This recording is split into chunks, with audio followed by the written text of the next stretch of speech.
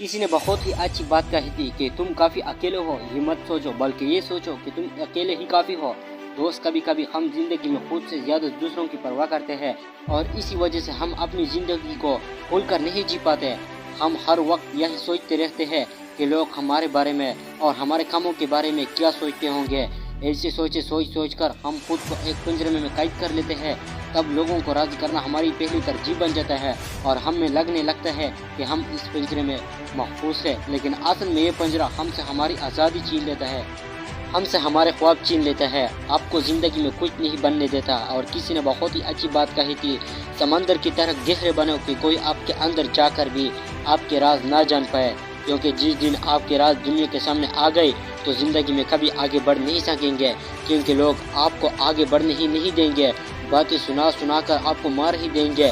और कहते हैं कि ज़िंदगी में कभी अपना अगला कदम किसी को मत बताना, क्योंकि बहुत से लोग आपकी राह में कंटे बिछाने के लिए तैयार बैठे हैं। और याद रखें, जिनको दुनिया पागल बेवकूफ़ समझती है, वो जब अपनी आय पर आ जाते हैं तो दुनिया को अपने कदमों से झुका लेते हैं।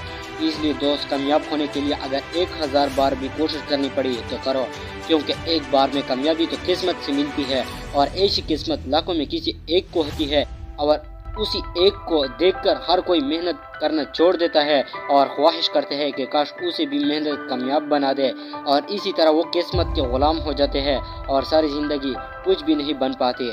और शायद इसीलिए किसी ने बहुत ही अच्छी बात कही थी कि हौसले की तरकश में कोशिश को तीर जिंदा रखो, हार जाओ चाहे ज़िंदगी में कुछ, मगर जीतने की उम्मीद जिंदा रखो।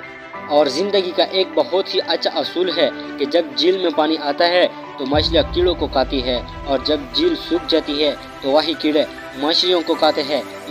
इसलिए अगर आज वक्त आपका है तो उसमें ऐसे काम करो कि लोग आपको सदियों तक याद रखें।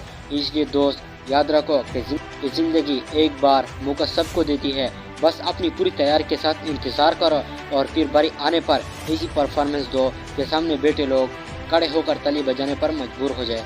तो बस आज के लिए इतना काफ़ी है। Thanks for watching. अल्लाह हाफिज़।